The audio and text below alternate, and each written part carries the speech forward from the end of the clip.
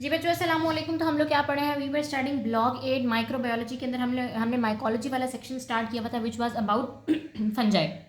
इसमें ओवरव्यू मैंने आप लोगों को समझा दिया था। चैप्टर नंबर 48 जो हम लोगों ने सब क्यूटेनियस माइकोसिस है ना, वो हम लोगों ने पढ़ लिया था। नेक्स्ट हम लोगों ने chapter number 49 which was about systemic या फिर एंडामिक माइकोसिस, ये भी हम लोगों ने स्टार्ट कर लिया था। इसका ओवरव्यू और इसके अलावा कॉक्सिडियोइड्स और हिस्टोप्लाज्मा मैंने आप लोगों को पढ़ा दिया था। तो इसके अंदर हम लोगों ने बेसिकली 4 फंजाई के बारे में पढ़ना था, कॉक्सिडियोइड्स, पैराकॉक्सिडियोइड्स, हिस्टोप्लाज्मा और ब्लास्टोमाइसिस। सो कॉक्सिडियोइड्स और हिस्टोप्लाज्मा मैंने आप लोगों को बता दिया था, तो वो जो है ना आप लोग मेरी वीडियो जाकर चेकआउट कर सकते हैं। आज की वीडियो के अंदर हम लोगों ने बस लास्ट छोटे छोटे से 2 टॉपिक्स पढ़ने हैं, बहुत छोटे से बहुत मजे के हैं।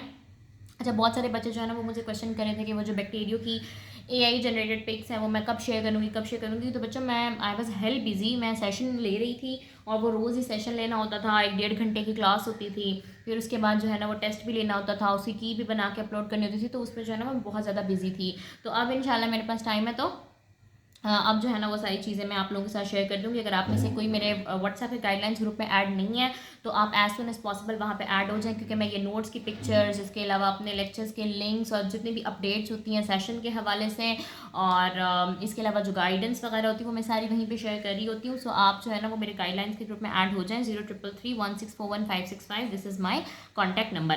अच्छा, हम लोग बिना टाइम वेस्ट के जो है ना अपने लास्ट के छोटे छोटे से 2 टॉपिक्स पढ़ते हैं। इस वीडियो के अंदर हम लोगों ने ब्लास्टोमाइसिस और पैराकॉक्सिडियोइड्स कवर करनी है। अब जो ब्लास्टोमाइसिस है बच्चों, इसका पूरा नाम है ब्लास्टोमाइसिस डर्मेटिडिस और ये हमारे पास कौन सी डिजीज कॉज कर रहा होता है, ब्लास्टोमाइकोसिस कॉज कर रहा होता है। ठीक है, ये वीडियो करा के उसके बाद मैं आप लोगों को सारी जो अब तक हम लोगों ने फंजाई पढ़ी है सिस्टमिक माइकोसिस वो मैं रिवाइज करा दूंगी। सो ब्लास्टोमाइसिस हमारे पास बच्चों कौन सी डिजीज कॉज कर रहा होता है, ब्लास्टोमाइकोसिस कॉज कर रहा होता है। अब मैंने आपको बताया था कि इस चैप्टर के अंदर हम जितने भी फंजाई स्टडी करेंगे वो सारे क्या होते हैं, वो सारे होते हैं डायामॉर्फिक। डायामॉर्फिक का क्या मतलब है कि जो फंजाई होती है वो 2 तरह की फॉर्म्स में एग्जिस्ट करती है। सॉइल में होती है तो मोल्ड फॉर्म में चली जाती है, और टिश्यू में होती है तो यीस्ट की फॉर्म ले लेती है। अब इसकी जो यीस्ट है बच्चों, इसके बारे में आप लोगों ने ये बात याद रखनी है कि इसकी डबली रिफ्रैक्टिव वॉल है। जिस तरह से हम लोगों ने स्फेर्यूल पढ़ा था ना, उसकी भी डबली रिफ्रैक्टिव वॉल थी। तो इसकी जो यीस्ट है ना ब्लास्टोमाइसिस की, इसमें भी डबली रिफ्रैक्टिव वॉल होती है और इसका सिंगल ब्रॉड बेस बड होता है। यानी इसकी यीस्ट जो होती है ना कुछ इस किस्म की नजर आती है और इसकी जो बड होती है ना ये काफ़ी ब्रॉड बेस्ड होती है। अब आप लोगों ने ब्रॉड बेस्ड बड को याद रखना है, क्योंकि आगे जो है ना वो आप लोग नैरो बेस बर्ड भी पढ़ोगे। तो ये मैं आप लोगों को आपकी बुक से भी दिखाती हूँ बच्चों। इस तरह से जो है ना ये हमारे पास ब्रॉड बेस बर्ड बनाई हुई है। ठीक है, इसकी ब्रॉड सी बेस होती है और ऊपर छोटी सी बर्ड होती है, तो हम इसको कहते हैं ब्रॉड बेस्ड बर्ड। अच्छा, अब नैरो बेस बर्ड भी हम लोगों ने आगे पढ़ना है, इसलिए आप लोगों ने इसको याद रखना है कि बी से ब्लास्टोमाइसिस है और बी से हमारे पास क्या आ जाएगा, single broad based bud. Single bud है इसके अंदर। अभी हम पैराकॉक्सिडियोइड्स के अंदर जो पढ़ेंगे उसमें मल्टीपल बर्ड्स का वर्ड आएगा। तो बच्चों ये आप लोगों ने as an MCQ point of view याद रखना है, सिंगल ब्रॉड बेस्ड बर्ड की जो यीस्ट जो होती है वो किस में होती है, ब्लास्टोमाइसिस के अंदर होती है। अब इसकी ट्रांसमिशन किस तरह से हो रही होती है, इस चैप्टर के अंदर हम लोगों ने जितने भी माइकोलॉजी, जितने भी माइकोसिस स्टडी किए हैं, जितने भी फंजाई स्टडी किए हैं, वो सारे के सारे सॉइल के अंदर जो है ना उनके स्पोर्स मिलते हैं, उनके मोल्ड मिलते हैं। तो ये भी बच्चों हमारे पास सॉइल के अंदर ही ग्रो कर रही होती है। बस ये हमारे पास जो है ना वो थोड़ी मॉइस्ट सॉइल के अंदर ग्रो करती है। बच्चों जैसे हमारे पास नमी वाली मिट्टी होती है ना बारिश वगैरह के बाद, तो ये जो है ना ब्लास्टोमाइसिस इसके जो मोल्ड फॉर्म होती है वो उस सॉइल के अंदर ग्रो करी होती है जो थोड़ी सी मॉइस्ट होती है, और वहाँ पे ऑर्गेनिक मटेरियल भी इसको अच्छा खासा मिल जाता है। वहाँ पे ऑफ कोर्स इसका मोल्ड फॉर्म ग्रो करता है, सॉइल के अंदर होता ही मोल्ड फॉर्म है, वहाँ पे ये बनाती है हाइफी। ठीक है, और हाइफी के ऊपर हमारे पास जो स्पोर्स लगते हैं, इसके स्पोर्स को हम लोग बोलते हैं कोनीडिया, और ये हमारे पास क्या होते हैं, पीयर शेप्ड कोनीडिया होते हैं। ठीक है, ये मैं आप लोगों की बुक की पिक्चर भी दिखाती हूँ। ये देखें, ये हमारे पास हाइफी बने हुए और इसके अंदर जो छोटे छोटे से ये बने हुए हैं ना, ये जो छोटे छोटे से बटन से बने हुए हैं, ये हमारे पास इसके कोनीडिया हैं जो कि पियर शेप्ड कोनीडिया हैं इसके। ठीक है, सो ब्लास्टोमाइसिस के अंदर आप लोगों ने क्या क्या बातें याद रखनी है कि ये ब्लास्टोमाइकोसिस कॉज करती है। इसकी प्रॉपर्टीज़ में आप लोगों ने याद रखना है कि ये डायमॉर्फिक होती है, जब ये सॉइल में होती है तो मोल्ड की फॉर्म में होती है, जब ये टिश्यूज़ में जाती है तो यीस्ट की फॉर्म में आ जाती है। और इसकी यीस्ट कैसी होती है, डबली रिफ्रैक्टिव वॉल वाली यीस्ट होती है, जस्ट लाइक कॉक्सिडियोइड्स के जो स्फेर्यूल्स होते हैं। इसकी सिंगल ब्रॉड बेस बड होती है। ट्रांसफर ये किस तरह से हो रही होती है, मॉइस्ट सॉइल के अंदर ये ग्रो करती है which is rich in organic material forming hyphae, और हाइफी के ऊपर जो कोनीडिया लगते हैं, जो स्पोर्स लगते हैं, वो पियर शेप्ड होते हैं। ठीक है, अब पैथोजेनेसिस की अगर हम बात करें तो इसकी इन्फेक्शन जाहिर है इनहेलेशनल रूट के थ्रू होगी। स्पोर्स जो है ना वो आप इनहेल करेंगे, जिस तरह इस चैप्टर के अंदर पूरा यही रहा है कि इनहेलेशन के थ्रू जो है ना वो डिजीज़ ट्रांसमिट हो रही होती है। सबसे पहले जो वो डिजीज़ होती है वो लंग्स को इन्फेक्ट कर रही होती है, रेस्पिरेटरी ट्रैक को इन्फेक्ट कर रही होती है। इसके अलावा डिपेंडिंग अपॉन योर इम्यूनिटी वो डिसेमिनेट भी हो सकती है, तो ये अल्सरेटेड ग्रेनुलोमा कॉज कर सकती है स्किन, बोन और दूसरी साइड्स का। लैब में हम इसको किस तरह से डायग्नोज करेंगे, मैंने आपको बताया था कि माइक्रोस्कोपी में जो है ना वो आप टिश्यूज़ का एक्सट्रैक्ट ले रहे होते हैं, इसीलिए जो टिश्यू फॉर्म होती है वो आपको माइक्रोस्कोप में दिखती है। अब इसकी टिश्यू फॉर्म आपको क्या मिलती है, यीस्ट है ना इसकी टिश्यू फॉर्म, तो आपको मिलेगी thick walled yeast cell with single broad base bud. और जब आप कल्चर करते हैं तो कल्चर में हमारे पास मोल्ड फॉर्म ग्रो करती है, उसमें हाइफी होती है और हाइफी के साथ पीयर शेप्ड कनीडिया होते हैं। इसके अलावा आप पीसीआर भी कर सकते हैं, ठीक है। तो ब्लास्टोमाइसिस के अंदर जो आपने ये बात याद रखनी है वो आपने याद रखनी है कि डबली रिफ्रैक्टिव वॉल इसकी यीस्ट होती है, सिंगल ब्रॉड बेस बड आप लोगों ने नहीं भूलना, आप लोगों ने पीयर शेप्ड कनीडिया भी याद रखनी है। तो ये इसकी 2-3 जो है ना वो मोटी मोटी बातें जो आप लोगों को हर वक्त याद होनी चाहिए। बच्चा मैं गाइडलाइंस वगैरह जो है ना आपको यूट्यूब की लेक्चर के अंदर भी दे देती हूँ, इसके अलावा मेरा चैप्टर वाइज गाइडलाइंस का जो पीडीएफ होता है ना मैं वो भी शेयर कर देती हूँ, तो आप लोग जो है ना वो दोनों देख लिया करो।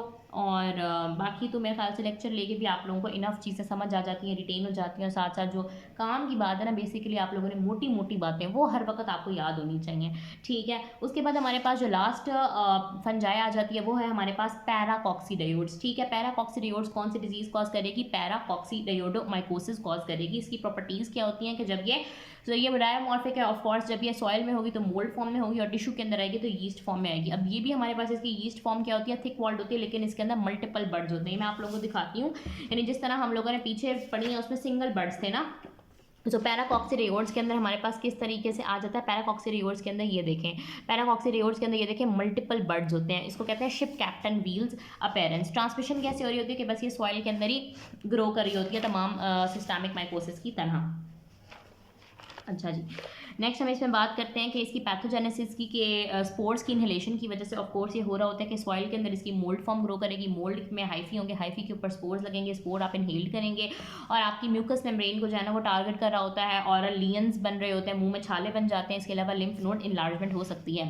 अब लैब डायग्नोसिस की बात करें तो माइक्रोस्कोपी में हम लोग ऑफ कोर्स टिश्यू फॉर्म देख रहे होते हैं। टिश्यूज़ में आपको क्या नजर आता है, यीस्ट सेल्स नजर आता है विद मल्टीपल बर्ड्स, जिसको कहते हैं शिप कैप्टन व्हील अपीयरेंस, ठीक है। मैं आप लोगों को दिखाती हूँ, आप लोगों की बुक से इस तरह से ना ये शिप कैप्टन व्हील अपीयरेंस देती है। बेसिकली वो जो शिप आप लोगों ने देखी है, वो जो बहरी जहाज़ होते हैं बड़े बड़े, शायद मूवीज़ वगैरह में या कार्टून्स वगैरह में, तो उसको चलाने के लिए जो उसका स्टेयरिंग व्हील नहीं होता, जो शिप्स को चलाने के लिए स्टेयरिंग व्हील होता है बड़ा सा, और उसके अंदर यहाँ से लकड़ी के वो लगे हुए होते हैं उसको घुमाने के लिए, तो बिल्कुल उसी तरह की जो है ना इसकी अपीयरेंस आ रही होती है, तो उसको हम शिप कैप्टन व्हील अपीयरेंस कह रहे होते हैं। माइक्रोस्कोपी में यीस्ट सेल्स आते हैं with multiple birds resembling the ship captain wheel. इसके अलावा आप इसका कल्चर भी कर सकते हैं, कुछ सीरोलॉजिकल टेस्टिंग भी कर सकते हैं, लेकिन ज़्यादा इंपॉर्टेंट बात जो आप लोगों ने पैराकॉक्सीडायोड्स के अंदर याद रखनी है, ये शिप कैप्टन व्हील जो है ना वो अक्सर पूछा जाता है।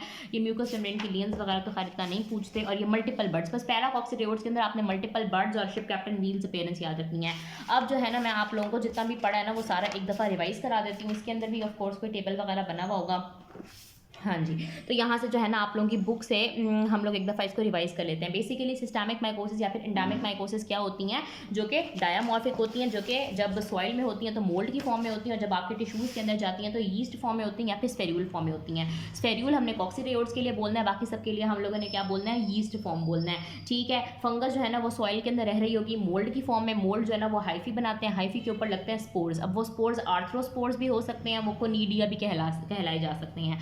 वो स्पोर्स जो है ना वो आप इनहेल करेंगे और आपके रेस्पिरेटरी सिस्टम को, आपके लंग्स को वो इन्वॉल्व करेगा, लंग्स के अंदर इन्फेक्शन कॉज करेगा, और फिर डिपेंडिंग अपॉन योर इम्यूनिटी वो डिसेमिनेट भी हो सकता है, ठीक है। तो सबसे पहले हम लोगों ने बात की थी कॉक्सीडायोड्स की। कॉक्सीडायोड्स कौन सी डिजीज कॉज करती है, कॉक्सीडायोडोमाइकोसिस कॉज कर रही होती है, और इसके अलावा ये मोल्ड की फॉर्म में होता है और स्फेर्यूल की फॉर्म में होता है, स्फेर्यूल फिल्ड विद एंडोस्पोर। तो जब आप माइक्रोस्कोपी में देखते हैं तो ऑफकोर्स आप टिश्यू वाली फॉर्म देखते हैं तो आपको स्फेर्यूल नजर आएगा फिल्ड विद एंडोस्पोर। और फिर जो है ना जब आप लैब में डायग्नोज करते हैं, जब आप कल्चर वगैरह कर रहे होते हैं तो कल्चर में आपको क्या नजर आता है, मोल्ड फॉर्म नजर आती है, जिसमें हमारे पास क्या होता है, सेप्टेट हाइफी होते हैं, और इसके स्पोर्स का क्या नाम होता है, आर्थ्रोस्पोर्स होता है, ठीक है।